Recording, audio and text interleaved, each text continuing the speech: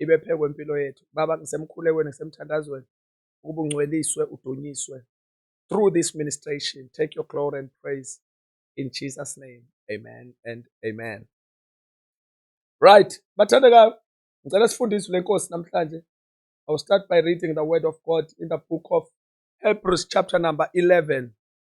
Hebrews chapter number 11, we shall read from verses number 24. Hebrews chapter number 11, we shall read verse number 24. Incwadi yamaHebheru chapter number 11, so fundani verses number 24.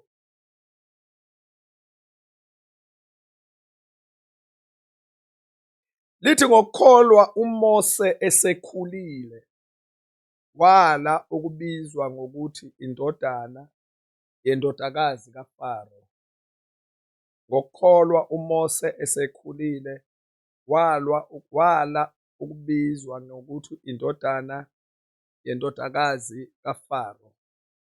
By faith Moses, when he became of age, refused to be called the son of Pharaoh's daughter. Ngokukholwa uMoses, lithi iBhayibheli, esekhulile wala ukubizwa ngendodana yendodakazi kaFaro. Kodwa lithi iBhayibheli esekhulile. Ngokukholwa esekhulile uMoses walwa ukubizwa ngendodana yendodakazi kaFaro esekhulile. Namhlanje ngifuna ukukhuluma bazalwane bami ngokubaluleka kulesi sikhathi esiphila kusona ngokubaluleka kokukhula, immaturity. Asivumelane bazalwane ukuthi isithuko esiphila kusona manje zidimanda abantu abakhulile. Mangikhuluma ngokukhula la bazalwane, lolu hlobo lokukhula engikhuluma ngakho la, angikhulumi nge-age, ngiyayihlonipha nayo i-age. Angikhulumi nge-age, ngeminyaka eminingi ukhona emhlabeni, nalokho siyakuhlonipha and we praise God for that. Ukuthi inkosi ibagcina abangcwele bakhule baze babe badala. Kodwa la bazalwane bami sikhuluma ngaleli kukhula ekubizwa kuthiwa ngesiZulu ukuvuthwa. Insuku lezi bazalwane bami ey'dimenda abantu abavuthiwe. Asivumelane bazalwane bami, insuku esikusona is very challenging. I cannot lie to you. Isikhathi esikusona siya-challenge kakhulu, but sidimanda at the same time immaturity, khula. Yiyo lento eyenza ukuthi bazalwane ukuthi ibandla likaNkulunkulu lenze sure ukuthi liyazenza, liyayipractice lezi zinto ezimkhulisayo umzalwane. Last time masikhuluma la sagcizelela izinto eziwu-5 sathi zingama-good habit. Ngisazobuyela kuzona ngiyikhohlile. Sakhuluma ngokukhonza, sakhuluma ngokufunda izwi nangalezi zinto. Zibalulekile izinto bazalwane, umsebenzi wazo omkhulu ukuthi umzalwane zimkhulise. Ukuthandaza inhloso enkulu bazalwane bami ukuba umuntu wethu wangaphakathi akhule, umzane akhule enkosini. Ufunda izwi lenkosi, inhloso ukuba umuntu akhule. Ukuhlanganyela nabazalwane, inhloso ukukhula.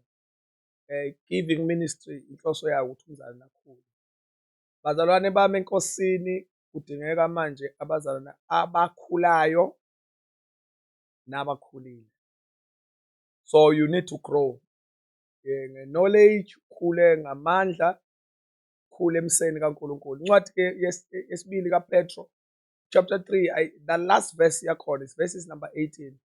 Lithi khulani emseni nasekumazini uNkulunkulu. Grow in the grace and in the knowledge of our Lord Jesus Christ. Grow in the grace and in the knowledge of our Lord Jesus Christ. That is the second book of Peter chapter number 3.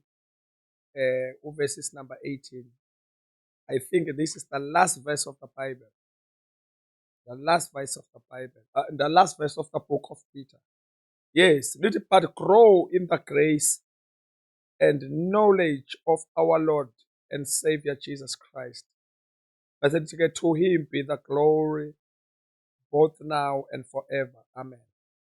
but nje the key word lapha, grow in the grace and knowledge of our Lord and Savior Jesus Christ. Khulani emseni nasekumazini uNkulunkulu noma kuJesu umsindisi wethu. Bazalwane, insuku lezi ezidimanda ukuthi sikhule, sikhiphe nempawu zokukhula. Number one, sign number one ebalulekile yomzalwane okhulile. Number one, umzalwane okhulile kuqala ubonakala ngokwesaba uNkulunkulu. Ngifuna siqale lapho nje basic. Ngokumesaba uNkulunkulu continuously. Ukusaba uNkulunkulu ngokuqhubekayo. Ukukhula kusho ukusaba noma ukumfuna uNkulunkulu ngokuqhubekayo. Ungafiki kwipoint la khona othi usukhulile. Ukukhula lokho, isayini yokukhula ukungayeki ukwenza izinto ezikukhulisayo ngenxa yokucabanga ukuthi usukhulile. That is number one. Leyo ibalulekile, ngicela ingakuthiki. Ukuthi ungalokothi uyeke izinto, ukwenza izinto ezikukhulisayo ngenxa yokuthi usukhulile. Ukukhula ukwenza into kaNkulunkulu uqhubeke ungayiyeki. Noma ngabonakala engazi ukuthi ama-results nama-answers akhona usuwatholile. Kodwa ukukhula umemezela into ethi uyaqhubeka wenze into right nokufuna uNkulunkulu, noma usubona sengazi ukuthi usukhulile. Ngoba awuthi ngikhulumele nto bazalwane, ngicela nibambe le number one ngoba ubaluleke kakhulu. I-fall yabantu abaningi badrophe ngalesi sikhathi sebethi bona sebekhulile, base beyayeka ukwenza izinto ezibakhulisayo. Yabo? Because ama-attacks anama-levels. I-attack yokuqala eyokuthi ungabi nje ungasiqali ngisho i-step sokukhula, uzalwe kodwa ungakhuli at all. I-step sesibili esokuthi ukhule, usiqale i-step sokukhula kodwa ungaqhubeki ekukhuleni. Oh God, lithi iBhayibheli incwadini kaGenesis chapter number I think chapter number 26 kukhulunywa ngo-Isaac. Lithi u-Isaac wakhula, lithi waqhubeka njalo nokukhula waze waba mkhulu kakhulu. Let me just read that verse because that verse is very important. I think it's Genesis chapter number 26. Let me check it. Ngicela niyibambe bazalwane, please. Ngicela niyibambe lento ngoba umoya ingcono idrop emoyeni wami nje ukuthi sishare namhlanje. Siyathandazana khona manje. Before 8 noma ngo-8 o'clock we are done. This is chapter number 26 verses number 12 if I'm not mistaken. Let me just check that verse bazalwane. Yes, verses number 13. 12 uthi uIsaac watshala kulolozwe wathola ngalowo mnyaka okuphindwe kayikhulu ngokuba uJehova wambusisa. Oh la zobraya, that is key. Bona uIsaac 1 year uvela uthola isivuno, uNkulunkulu uyambusisa. That man was blessed. Yabo? But ukhiye lapha now bazalwane, khiye lapha now. Verse number 13 uthi lowo muntu waba mkhulu. That's 1. Wayilokhu eqhubeka ukukhula njalo waze waba mkhulu kakhulu. Yo, lowo muntu waba mkhulu wayilokhu eqhubeka ukukhula njalo waze waba mkhulu kakhulu. Meaning uIsaac ubambe isecret ethi noma sengikhulile kodwa still ngisadinga ukukhula. Lento yokukhula bazalwane ayinawo ceiling board. By the way, uNkulunkulu is so deep ukuthi ngakhona umuntu osephamisa isandla ukuthi semqedile. uNkulunkulu ujulile. naba soze sife singakwazi ukumqeda, singamqedanga uNkulunkulu. God is so deep, ngisho ulwandle alujulile kunayo. So-ke ibambe into ecishe efuna ukulimitha ukusebenza kaNkulunkulu ebandleni. One, ukungabi nayo inhliziyo yokukhula.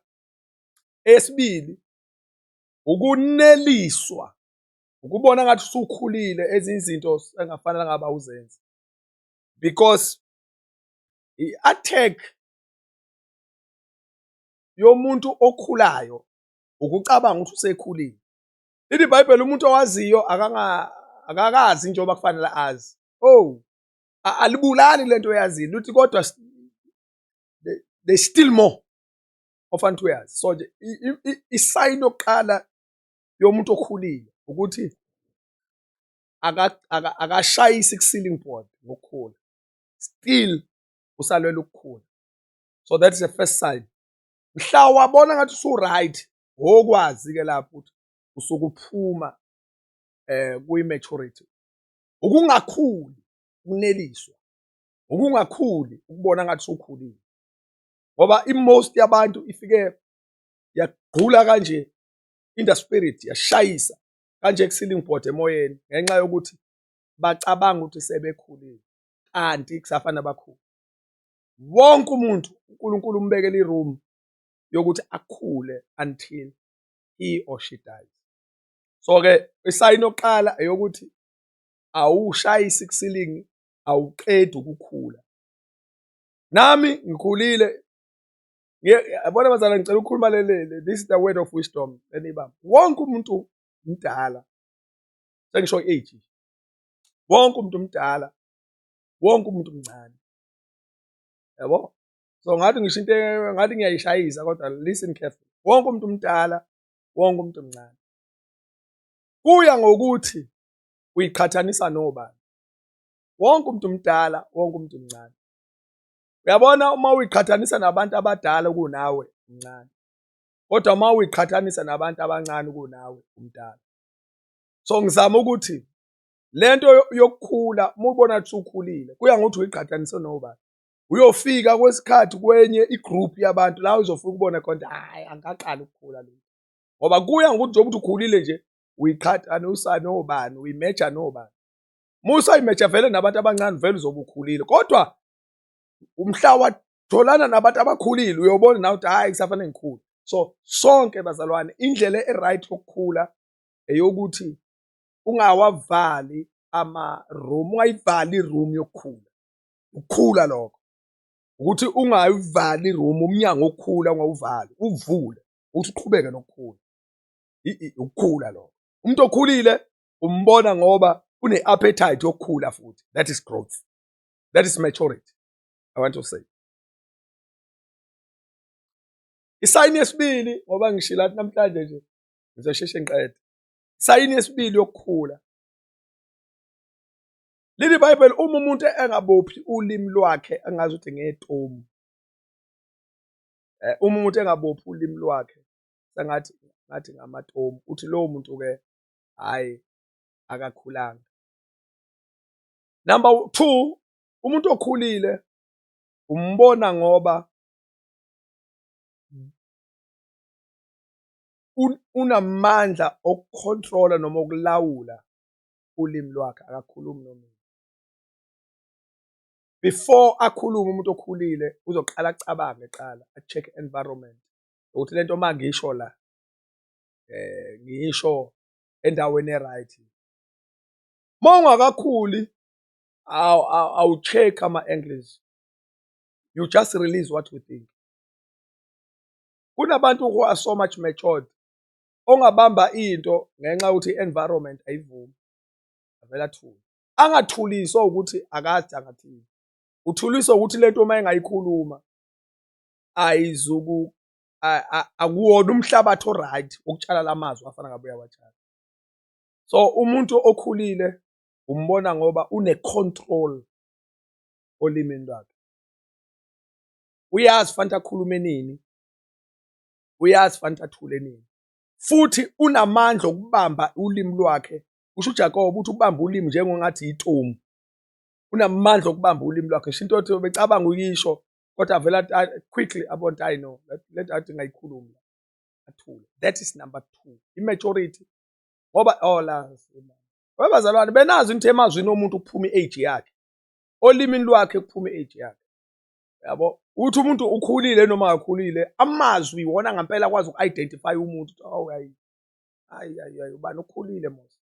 Ya uze umuntu uthi wayilo hayi lo muntu le ntombazane lo muntu ukhulile lo. Yo hey lo mfana lo lo mfana uyindoda. Okucheke 2 things ezisho lona. Amazwi awakhulumayo nezenzo azenzayo. Izona izinto ekwazi uku-identify umuntu zimshethe hawo lo ukhulile. Majority number 2 lo une power yokwazi ukucontrola ulimi lwakhe. Bazalwane ngoke ngikhulume ngelanga kuyo le platform ngomusa wenkosi ukuthi ebandleni sangathi inkosi ingasilekelela sifunde ukucontrol nokulawula ulimi. Ulimi lona lenza abazali bangazwana. Ulimi lona lenza abazali baxabana enkonzweni. I-division esiyibona emabandleni in the same local church, angisho i-division le ama uthi uphumile waya kwendawo. I-division iyaba khona in the same local church, kube nama groups okwazi khona wakhuluma into ethile kwahlukana. Ulimi nje lunepower strong. Izwi lenkosi lithi ukufa nokuphila kusemandleni olimi. Uma abazali singakafundi ngempela abazali ukuthandazela ukuthi uNkulunkulu agcobe ulimi, lithi iBhayibheli lingaphumi nalinye izwi elibolile emlonyeni wenu, bese lithi alibenzele umusa bonke abalizwayo. Incwadi yabaseFesu lithi angaphumi nalinye izwi elibolile emlonyeni, kodwa uma ukhipha izwi libenzele umusa abalizwayo. That does not mean bazalwane we must not joke. Yabo ngiyazi omunye umuntu mangikhuluma kanje ucabanga ukuthi ayishafana esithi Matthew 3:5 usho no. La iBhayibheli likhuluma ukuthi mawuzokhuluma check the environment before release izwi. Ngoba abazalwane that is the key thing ebulala ibandla, ulimi. Yabona i-carelessness ekukhulumeni kusho ukuthi lo muntu akakakhulanga. Ungakhuli uba careless, you just speak whatsoever you think and speak. Yabo kanti umuntu bese ekhulula uyayidigest into before ayidedela athi hayi akakazeni ngelanga bazalwane uthi ungakayikhuluma into ubonge uthi icishe ngadlala ngokuthi bezolimala ubani, bezoyithatha personal ubani lento, cishe ngakhuluma into yebo khona bengidlala kodwa kanti impilo yomuntu okhulile. Umuntu okhulile he check the environment then a release it. Bazalwane ngiyathandaza noma ningakuzwanga okunye kodwa niqaphele lokho ngisho manje. Enye izinto ezokwenza ukuthi ibandla liphile ngeharmony ukuqaphela indlela esikhuluma ngayo. Yabona? Yabona indlela okukhuluma ngayo, you must be very careful. Ningizwe ngomoya bazalwane, ningizwe ngomoya. Angisho ukuthi asihlale sithandaza, angisho ukuthi asihlale sikhuluma ama spiritual words and stuff. No, angizami ukuniqoqela ekopini lokuthi siphile impilo angaze njani. No. General nje, ngisho not general life. But nje iba umuntu, yes, jokes and whatsoever. Let me chat. Ngicela ukunifundisa enye into bazalwane elimaza abazalwane banganaka.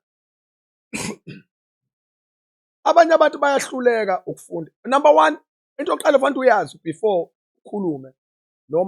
Noma ukhuluma ngendlela serious noma ngendlela ejoke noma ngendlela whatsoever. Oqala kufanele ukwazi abantu abafani. Uyabona uma uphila nabantu kufanele ufunde ama characters abo. People are not the same. Uyabona khona umuntu ongalinyazwa ukuthi uhlangane naye waba serious. Azahambe athi yabona angazi. Wenza ngene be right ubani. Because of the character yakhe. You must learn ukufunda ama characters abantu ngokuhlukana kwabo. Yabona khona umunye umuntu othi eqhamuka lapha ya egate ube umshawuta uba comfortable kuloko. Usufikile bani? Sekufika inkulu ke manje. Ufeel comfortable that way because i-personality yakhe akanankinga nabantu abenza that way. Yabo? That is wisdom. Ofanele ufunde ukuthi to deal with ama personalities abantu. yabona umshawuthe lapha, hayi nawe ufila welcome, athi yabona manje sengifikile nami, ahleke umuntu out, ngathini, impilo yakhe umuntu othanda, yabona impilo ngazi impilo ephumele ngaphandle. Khona igama engizama uligwema, uyabona, umuntu ongenankinga nje umuntu eba excited and uthanda umsindo and stuff. Those people bafuna ukuphiliswa kanjalo. Once waqhamuka wambingelela in a formal way, uyalimala, ufila as if awukho right. So kube khona omunye umuntu odinga iformality, othi uma ungamemeza kanjalo eqhamuka esangweni alimale, uyabona, ubani wayeza ngishawuthe kanje, kungekhona une-pride, but i-personality yakhe iya-offendeka uma approacha that way. Ngoba enye into efanele siyifundise, manner of approach, yabo, ufunde ukuthi how to deal with, njengoba le nto bazalwane, why ngikhuluma lena, ngikhulumisa ukuthi mina la ngidila nenhlalo yethu ebandleni okuningi, okunye zokuthola emapulpit. Lokhu ngikhuluma ngenhlalo yethu njengabazalwane ebandleni, ngoba isilimazana la local la kwi-flow, yabo. Thothi umuntu omunye ulimala ngempela, ulinyazwe umuntu obengade engamlimaza, azalimale nalo olimazelo ngenxa ukuthi ulimalile ethi uyamdlalisa noma ethi yabona nje. Kanti ama-personalities abantu awafani.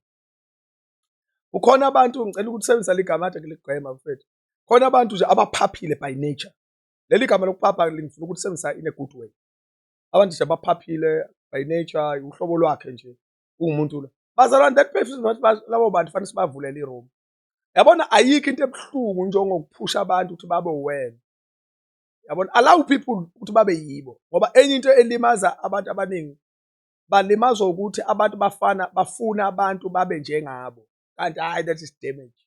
Allow abazalwane baphile impilo yabo, wena funde ukuthi okay, ubani umuntu ovulelekile, yabona, ubani umuntu oquiet, ubani umuntu onje musu approach umuntu njenge-personality yakhe, kodwa ungabhendi abantu. Ngikusho lokho, angikusho njengomholi, ngikusho kubazane bonke, ungazami ukubhenda abantu, ungafuthi ungakhandi iqoqo lwabantu balendlela wena othanda ukuphila ngayo. No, allow people to live their lives, ngoba uNkulunkulu kwakuyiplan yakhe ukuthi siphile ngendlela engafani.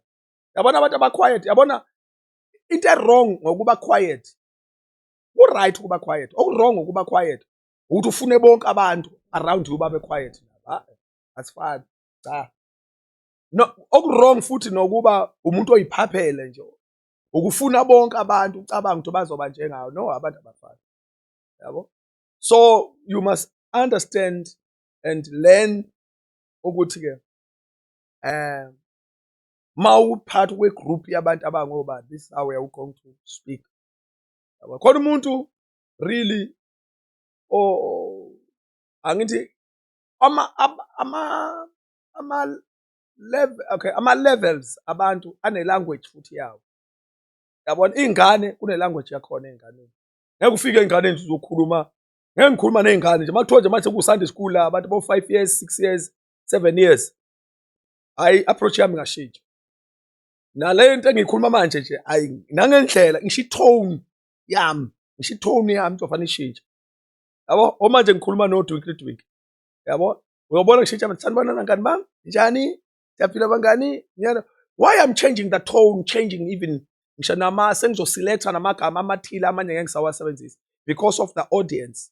I-audience yamanje fanele ngehle ngiye kwi-language yabo, ngoba onke ama-levels of life ane-language yakhona. You see, once I move from ngikhuluma ne-youth, same apply, une-language yakhona, ngoba kuthiwa ngikhuluma ne-group yabantu abasha la, yabo.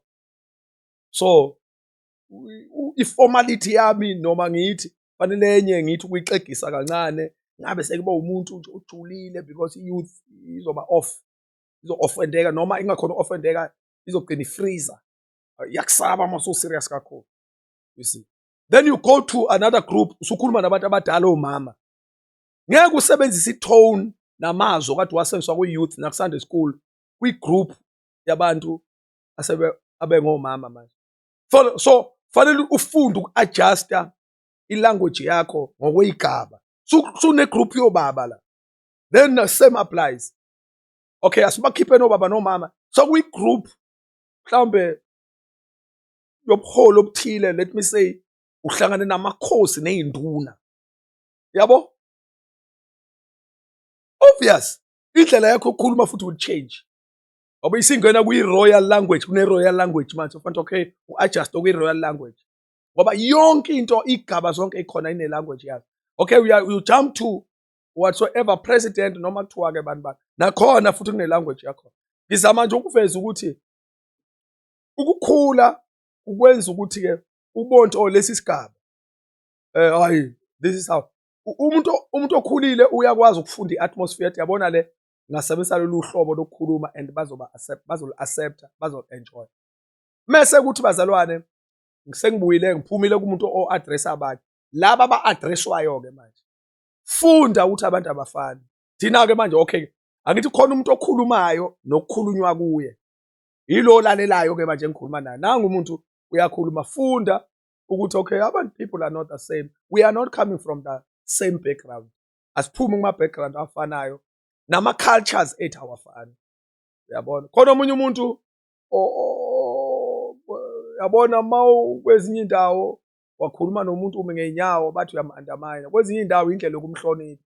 Yabo wakhuluma nomuntu kanje so nje fanele sibuye si-understand lezo zinto, but the most important thing ukuthi nje Holy Spirit will give you wisdom yokuthi how to, ngoba indlela enye ehlakaniphile umuntu okwazi ukulawula ulimi lwakhe. Bazana balimazana kakhulu ngolimi. Enye yama-issues amaningi asebandleni manje ukukhuluma. Uyabona hayi lo wathi hayi lo waswa hayi lo omunye uthi wayidlala wangadlaliseka lo wayithatha personal. Uthi umuntu wayenza ijoke hayi lo wabukisa ngami phambi kwabantu, but it was a joke mos.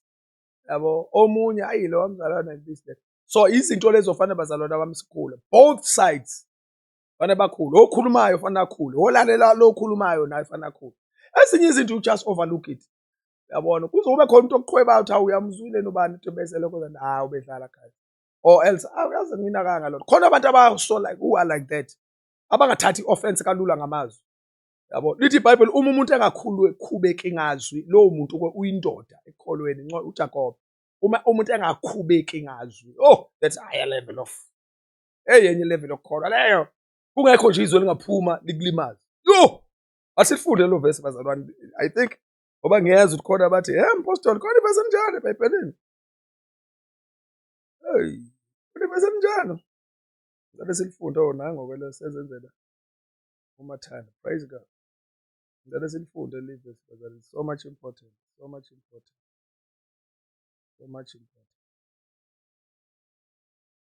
Incwadi kaJames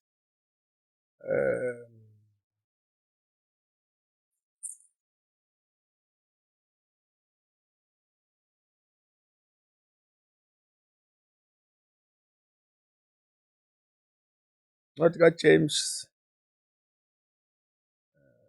kuyafriza-ke lokhu manje angikwazi kwenzani ngiyafuna oh Lord help me.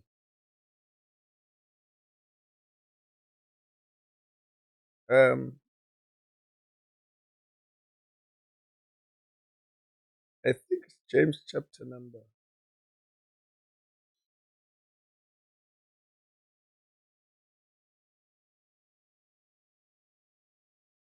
chapter number 3.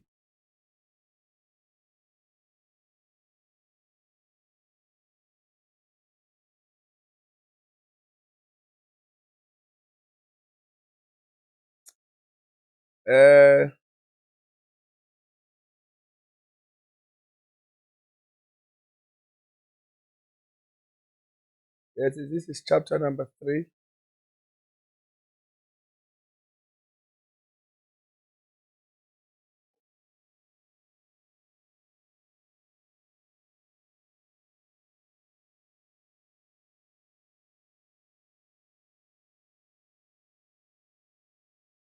Let's find no verse number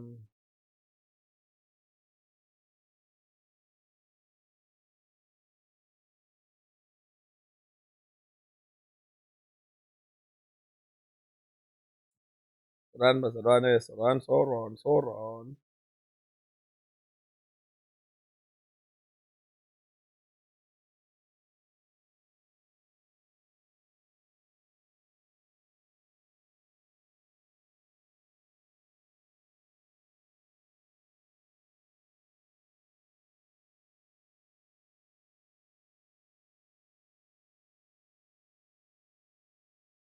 This is very important. This is very important. This is very important. James chapter 2, verses number, chapter 3, verse 2. 3 2. Yeah, 3 2. Yes. Lithi ngokuba sonke siyakhubeka ngokuningi. Uma umuntu engakhubeki ngazwi, oh lo lelizwi leli. Lowo uyindoda epheleleyo enamandla okubamba nomzimba wonke kungathi itomu. For we all stumble in many things. If anyone does not stumble in word, he is a perfect man. If anyone does not stumble in word, he is a perfect man. Yabo? Lithi iBhayibheli sonke siyakhubeka ngezinto ezindlela ezihlukahlukene. Selithi iBhayibheli kodwa ke uma umuntu engakhubeki ngazwi, lowo muntu uyindoda ehlakaniphile. So ingakho bengithe ama-side O2 fanele nathi nawe wena olalelayo ungathathi offense kalula. Nawe wena okhulumayo ube so much careful ukuthi olimi lwakho ukhipha maphi amazwi. Because bazalwane ngikhuluma lento from experience. Abazali abaningi balimala endleleni yokukhuluma kwabanye. So immaturity ithi I control my tongue. Indlela engikhuluma ngayo ngiba careful. Kodwa ke abazalwane ngiyaphinda futhi okugcina. I'm not promoting ukuthi abazalwane bagcine bengasakwazi ukukhuluma ngoba ethi ukukhula. Agcina athula athi ngibaleke ethi ngizokhuluma ngizokhuba abanye. Hayi, there's nothing like that. Asingizami ukufaka abazalwane kwi-prison. Yabona, fanele sibe ne-freedom. Mina fanele ufunde nje kubantu abayithandela ukuhleka. Okay, accept them. Ngiye ngithi uma uyi-leader fanele u-accept onke ama-personalities abantu. Ungabi negroup ethile abantu angama-favorites akho in terms of ama-personalities. Ngithanda mina uhlobo labantu abathulayo. Hayi, angisho kulungile kubazalwane, but it's not for a leader. Hayi, mholi ube nehlobo oluthize lwabantu othi wena hayi mina ngithanda nje uhlobo labantu abayithulelayo. Yabona-ke labo ngaphila nabo. Cha, umholi universal. Uphila nawo wonke umuntu. Yabo? So kubantu abathulayo uba okay. Kubantu uyabamukela nabo uyaba-welcome nokuthula kwabo. Angabenzi futhi babe ngabantu abaphaphile njengalabo abangaphaphanga. Abamukela. So nani igama lokuphaphazana bathi angilitholi igama eli-right, ngizongisiza ngalo. Then the next thing is kube khona abanye abantu who are so much quiet. Akufanele futhi sengisho i-leader nje accept ama-personalities abo bonke abantu. Kube khona abantu who are like this, who are like this, who are like that, who are that. Angisho ama-attitudes. Angisho yabona lento uku-misbehavior. No. Lokho nje kufanele umzali umdile nayo. Lokuthiwa iconsi. Hayi, fanele udile nomzali. Umzali uneconsi nje akekho acceptable. Ngoba iconsi it's a hiding demon. Yabona, namhlanje uyahleka kusasa abantu bayahleka abazali awuhleki wedwa. Kufanele sigijime sibe kule mood yakho. Hayi, those things bazalwane fanele hayi. Afanele nje ube umzalwane nje ube i-weather. Yabona, kufanele uma ukhonto ekuphethe kabi fanele ube transparent. Uma ugula iba transparent bazalwane nangiphilile kahle. Ukuze sazi ukuthi ukuthula kwakho kulele kuphi. Yabona, ma ukhonto ekuphethe kabi fanele ustay bazalwane yazi my heart is broken. Angikho right. uJesu washo wathi umoya wami ulisizi. Yabo?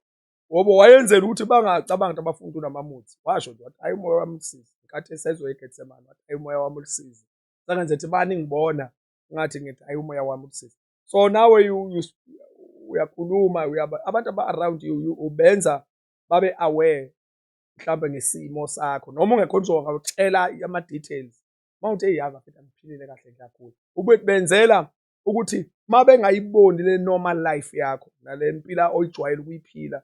Mhlawumbe umuntu ojwayele ukudlala, umuntu ojwayele ukuhleka, umuntu ojwayele ukwenza ama-jokes or umuntu noma ethule kodwa uyathanda ukuhleka. Kodwa abantu abangakhulumi aba-respond-ayo ukuthi bathanda ukuhleka izinto ezenziwa abanye abantu and stuff. But if kukhona into ekuchallenge-ile, either uyagula whatsoever noma kukhona into engakuphethe kahle emphefumulweni, kuba right khona ukuthi ama-surroundings wenza abe aware ukuze noma bekubona uthule kodwa banayo i-picture ukuthi ababuyona i-reason. Ngoba uyazi umuntu uma evele lokha kanje avele engakhulumi aqhumbelane, abantu bonke bayinuka bona emakhwapheni. Yabo bathi eish ngenzeni, wonke umuntu uyayingcolisa ayitshela ukuthi ayisho ukuthi mina engiyi-cause yalokho. So that is very important. So but bengisafuna ukuthi-ke tongue must be controlled. Impilo yethu njengabazalwane, qaphelani bazalwane, qaphela indlela esikhuluma ngayo. Mase siyamukelana bazalwane ngokwama-personalities. Omunye umuntu hayi bazalwane abanye abazalwane ba-attack abanye abazalwane be-attack ama-personalities abanye abazalwane obafuna bafane nabo. Cha bazalwane simukeleni. Umuntu othanda ukuyikhulumela nje yazi ukuthi uma uzoba mixed kukhona obani, abanye bazothanda ukukhuluma, abanye bathanda ukuthula, abanye bazothanda ukulokhuzana, abangathi ayona-ke no. Unless otherwise umuntu eqa ama-lines, ngoba khona nakho ukukhuluma kunama-lines, ngoba kade ngifundisa ekuqaleni, nakho ukukhuluma kunama-lines. Uthola ukhuluma izinto ezinge-amakho umzalwane, ukhuluma azadlala ngezinto ey'limazayo, yabona ngoba nakho lusafethu ukufundisa. Awukhulumi noma yini phela uma umzalwane, akusho ubana umuntu okhulumayo, sokhuluma noma yini nje wena, ayikho into ongayisho. Hhayi khona ezinye izinto kufanele zibe imingcele, ubona ukuthi hhayi ulimi lomzalwane afanele ukhiphe lelo, hhayi ungayikhulumi lento mzalwane. Nakho lokhu ukudlala khona ezinye izinto dangerous uma udlala ngazo, ubona ukuthi hhayi mzalwane hhayi. Mina ngonitshela nje ngaphandle kokusaba, yabona awukwazi ukudlala ngezinto mhlawumbe ey'thinta ama-relationships njalo wena uqhathanisa umzalwane nomzalwane obani, abafanisa hhayi. No. Khona izinto owubona ukuthi hhayi mzalwane udlala ngezinto, udlala ngey'khali zikasathane. Yabo lezi zinto odlala ngazo udlala ngey'khali. Kodwa-ke we are not trying to make abazalwane baphile impilo kwi-cage. Ngiyayithanda i-freedom yabazalwane mina kakhulu. Abantu baphile impilo yabo. Uma umusha you live your life. Enjoy your youth. Lento incane ingaka kusazi uzobe usumdala ungasana-appetite ey'nto ey'ningi. So uma usemncane usemusha, enjoy it because lokhuzana i-stage engeke uphinde usi-recover. Waphuma ukuba musha ngeke usaba musha, ufike ekugugeni. So enjoy it. Yabona. But yiba careful ukuthi awushayisi imbhalo ngezinto oyisho. So i-maturity-ke, I know what to speak. Lastly, bazalwane, umuntu okhulile, la amanye ama-points wabona next time. Umuntu okhulile umuntu o-selfless, a selfless person. Umuntu ocabangela nabanye abantu. Umuntu o-selfless bazalwane akuyena umuntu ongayicabangeli. Abantu bayahluleka nje ukuchaza u-selfless bakwethu. Abantu bathiwa hayi no, is a selfless person. Umuntu nje ocabangela abanye abantu, bayitshela ukuthi nje hawu yena-ke hambe engagqokile, uhlale engadlile and stuff. No, umuntu o-selfless bazalwane umuntu ozicabangelayo, yes, kodwa aphinde acabangele futhi nabanye abantu, yabo. So la kudingeka khona ukuthi acabangele abanye abantu uyabacabangela, kodwa engayakanga nayo ukuyicabangela. Kufana nomuntu o-selfish. Umuntu o-selfish umuntu ozicabangela yena, ngisho nangesikhathi sokucabangela abanye abantu. Umuntu o-selfish, hhayi ukuthi umuntu oyicabangelayo full stop, cha. Uma ufaka u-full stop uyayigeja ngoba wonke umuntu kufanele ayicabangele, kodwa umuntu oyicabangela yena esikhundleni noma-ke ngesikhathi sokucabangela abanye abantu. Kusho ukuthi into ofuza ngabe uyenzela abanye abantu, into ofuza ngabe le kodwa befuza ucabange omunye umuntu avele athi hhayi ayicabange yena. That is selfishness. Umuntu o-selfless umuntu ocabangela abanye abantu kodwa akusho ukuthi akayicabangeli yena. No, umuntu esikhundleni sokucabangela abanye abantu acabangela abanye abantu. So i-maturity ithi I'm not the only important person. That is maturity. I'm not the only important person. Even the person next to me is important. Yabona, akusimina ngedwa enginey'dingo, nomunye umuntu oseceleni kwami unaso isidingo. Akusimina ngedwa engilambile, possible ukuthi ukhona omunye umuntu olambile. So i-maturity ithi yes, i-room yokuthi mina ngiphile, ngidle, ngikhule, ngibe nakho ngiyayivula, kodwa futhi ngiyalivula nekamera lokucabanga ukuthi inkosi yami ngazi omunye umuntu naye lolu size ngilitholile nawe uyalidinga. Umuntu othi mase njengalabo abantu ababenochoko, that is an act of selflessness. Labantu abanochoko nifunde kahle iBhayibheli bafethu. Baye ekambi lama-Aram badla, lithi iBhayibheli sebethathile yabi impahla ngoba i-mistake ileyo. Once wacabanga ukusupply ungastokile wena, it's a problem. Lithi badla bathatha impahla yabo. Base bethi lento esiyenzayo ayinhle. That is an act yokuphilela nabanye abantu. Lento esiyenzayo ayinhle. Kunabafowethu ngalabalambile. Then ke baphuma ke bayotshela abafowethu, hey, batshela nenkosi, hey, izinto ezidubukele ngapha. So nje that is so much important. Let's move lama points awu-3 for today bazalwane abangithembiseni ngo-8 yabala. These are 3 points. Number 1, umuntu ongayeki ukukhula, umuntu okhulile, umuntu ongashayisi ekusileni. Yabona? Mose uthandazile ngeke siluleke ukuthi bazalwane uma ungathandaza uNkulunkulu wakuphendula akasho ukuthi usuphendula umthandazo. Still usazofanele uqhubeke uthandaza. Umuntu othi yes, uNkulunkulu ngiyambona ukuthi uyangisebenzisa kodwa still ngisamdinga uNkulunkulu. Umuntu ongathi ayi sengifike ekusileni. Umuntu othi ya uNkulunkulu ungenzela izinto ezimangalisayo kodwa still I need him. Umuntu othi ya uNkulunkulu ngiyambona uvula iminyango wenza u-A no B no C no D. Inkosi isebenze mina ekuseni ntambama but athi I still need him. Umuntu omatured. I-mistake ukuthi kube khona uNkulunkulu into akwenzela zona noma kusebenzisa kuzona. Musu uyaqhula, musu uthi hayi mina sengiright. So kuyinini enizothandaza. No. Ethi uNkulunkulu emphendula strong kodwa ufucakalise emthandazweni futhi more. That is ukukhula lokho. For isayini esibili yokukhula indlela umuntu akusebenzisa ngayo ulimi lwakhe. Bafowethu la ulimini fanele kubonakala hayi ukhulile baba. Ngoba ulimi likhipha i-age. Indlela okhuluma ngayo nabanye abantu uyazi ukhuluma uthini makukhona obani. Yabona? Khona umuntu nje oyidlapha. Umuntu ongacabanga hayi no kuleya group akukhulunywa kanje. Hayi no. Awusababoni labantu akusibola abaya okade ukhuluma nabo before. So you change ama-tones, you change ama-approach. Bona ukuthi isiphi lesi sigaba. Ngeke uzokhuluma ama-bombastic words, ukhuluma nezingane eka-standard zaka-grade nawuzobani zalapha nezansi Sunday school hayi no. So uyabona ukuthi igaba nje nayi language yakhona. Olesi nayi language yakhona. Oh lolu group le nayi language yakhona. Oh mase ngobaba nayi language yakhona. Oh iwoba laba amakhosi. Oh laba bantu ba-authority nayi language yakhona. Each and every levels ane language yakhe. So umuntu ke fanele that is a wisdom. That is wisdom. Then lastly sasikhuluma ukuthi ke umuntu ke ophila impilo aphinda acabangele nabanye abantu into selfless. So that is maturity. Next time sobe sibukane the part futhi ethi by the grace of God. So bukane the part ethi umuntu omatured umuntu okwazi ukudefenda abazalwane bakubo. Yabona? Umuntu okwazi ukudefend abazalwane. I-majority leyo ngisho ukudefend umzala. Angisho ukumvuna, ngisho ukudefend ume emva komuntu wake njengoba kwenza uMoses. Moses wafica umgibhithelwa nomunye wathi hawu ngeke. Sulwa nomuntu wakithi manje sokukhangisa. Njalo umgibhithelwa nomunye umgibhithe wabalamula. Wathi nilolani. Kodwa umgibhithe amela nomHebheru wathi hayi ke ngeke. So umuntu one defense, umuntu osazi kahle safe around that particular person. So for today, thank you so much. May the good God bless you. Hope khona sikufundile namhlanje bazalwane is a free study yokuthi sifuna nje ukuthi impilo yethu njengebandla. Bazalwane I chose ukuthi ngisebenzise nje le platform ukukhuluma ngezinto ezisimple. Yabona? Yeah, so epulpit kuyabonakala sekukhulunywa ngezinto ezideep whatsoever. I-problem epulpit sine pressure sifuna izinto ezideep. Ama platform akhuluma sithola izambulo, sithola great revelations, sithola that deep things of God.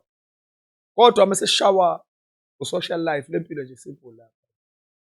So that's why we use this platform to talk about even something that umunye umuntu angathi hawu bengena ngizolala umpostola I was thinking of izinto ezimangalisa but nasi isimanga indlela esiphila ngayo emva kwepulpit because ngimmo kakhulu angikho more kakhulu kwi-pulpit life ngoba ifocus eningi yethu sonke kuma platforms khuluma ngathi sisepulpit singakhulumi ngathi sesehlile epulpit sesiphila ndawonye sesibamba ulayini wokudla lapha ya sesisekhishini lapha noba engisazoke ngikhulume nangale ikhishi siphekele umhlangano ya sesiphekele umhlangano laphana kuma-conferences xabana sesigqushazana laphana ngoba yini siphakela abazalwane ukudla okunamazwi okuxabana bona hhayi siyayidunga inkosi yabo so those things nempilo yethu sesilapha ngama-breaks mina ngifuna ukudila nani ngesikhathi se-break ngiyanibona masenkonzweni ngoba wonke umsuku ejulile nge-break ya sesixoxa lapha sisocialize that is where labazana begxobana khona buyela enkonzweni nje balimazene babuyela enkonzweni nje bakhanda amagroup babuyela enkonzweni nje sebekhiphelana amazwi angamahle so izinto lezo kufanele siyilungise akekho umuntu ongakwazi ukusisiza sikhulumeni ngale zinto ngaphandle kwethu so kungakho asimfuni umuntu ongena wakithi ngoba uzoyikhuluma lento esikhondeme athi mase ndibuka-ke labantu bathi basindisiwe yabo ayikho lento yensindisi buka la bantu basindisiwe umuzwa nje umuntu ethi usindisiwe ubusuke umuntu hawu wawusulwa kangaka ngoba uthi nawe usindisiwe wayecriticize insindiswa kangamani usindisiwe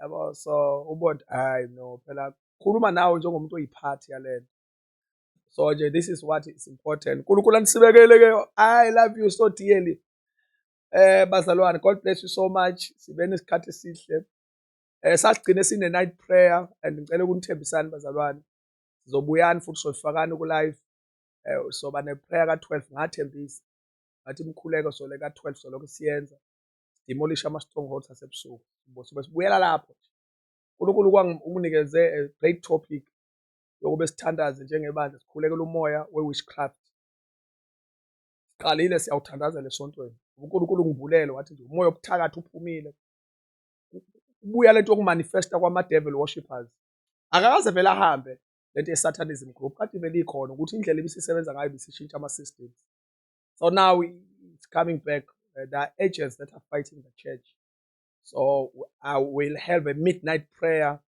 thandazela that condemn the spirit of witchcraft lama-spirit antshontshe izinto zabazalwane atshontshe imithandazo yabo cause abazalwane bangaphumeleli i-witchcraft isebhayibhelini umuntu omunye i-witchcraft isezwini yakutshela umoya obuthakathi uJesu ukhulumile ngabo so it's in the Bible in the book of Revelation phakathi kweminye imimoya dangerous khona nomoya obuthakathi yabo so ukuthakatha kukhona phakathi into ephuma kwi-kingdom of devil it's there yeah where abanye abantu belele befaka izinto ema-ofisini la bahlala khona abazalwane leyo nto leyo kusuke ngawona umuthi kube kuphela ama-spirits so the night shall come where we shall pray against those spirit of witchcraft.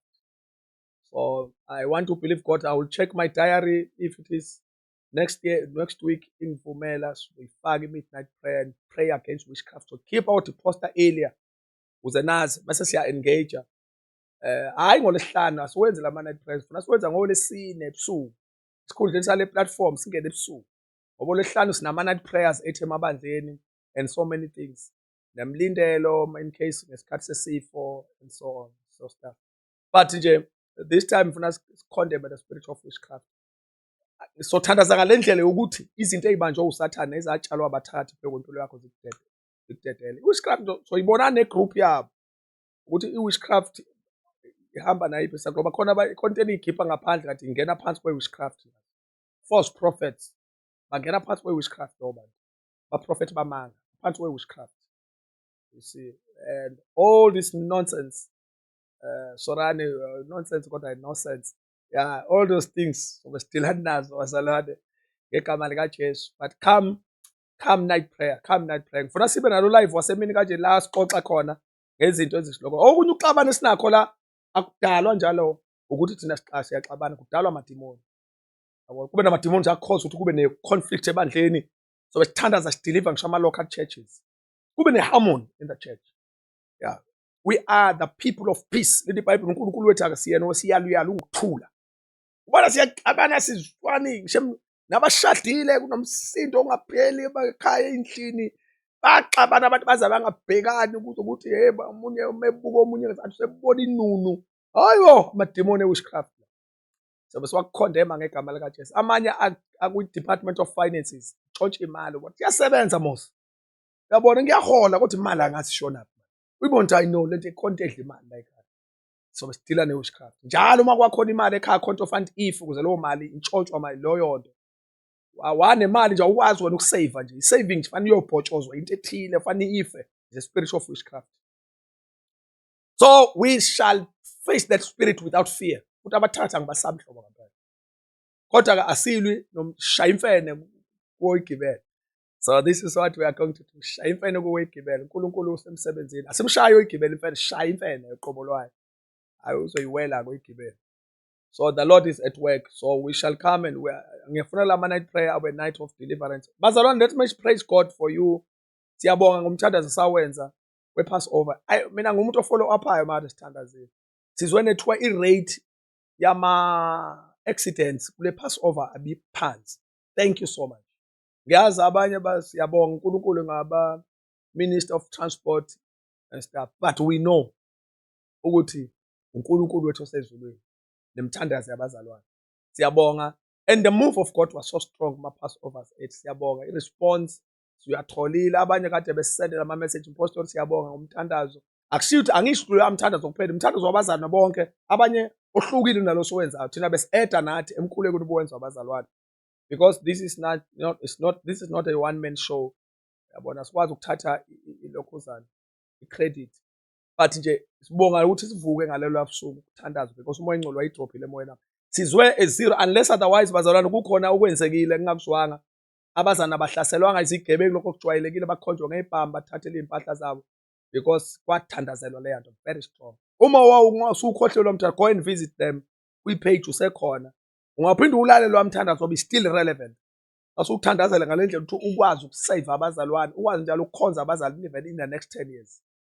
So Jesus is so good. I'm going to pray for you next week.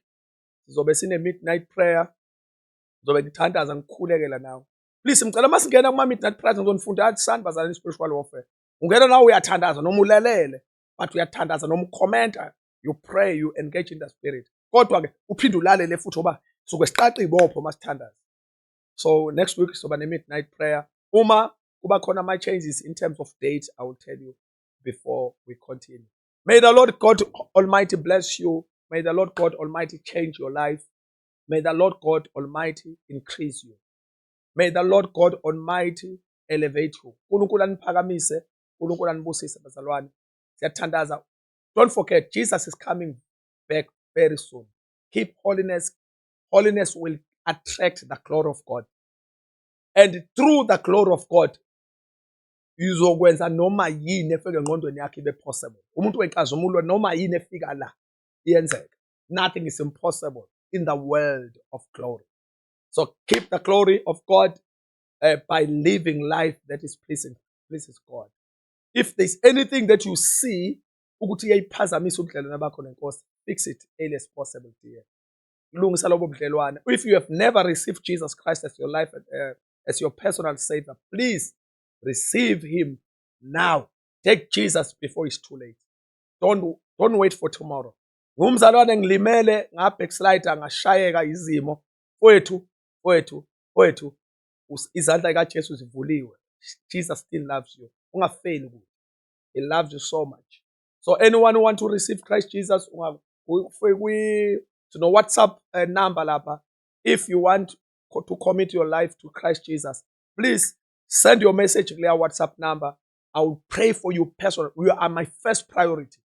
I can stop everything and pray for you. And sithandazela ukube uhlangane noKristu Jesu. Sifisa bonke iBhayibheli uthanda abantu bonke abasindiswa. So please don't make any mistake. Come to Christ Jesus. Otherwise, bazalwane, thank you so much.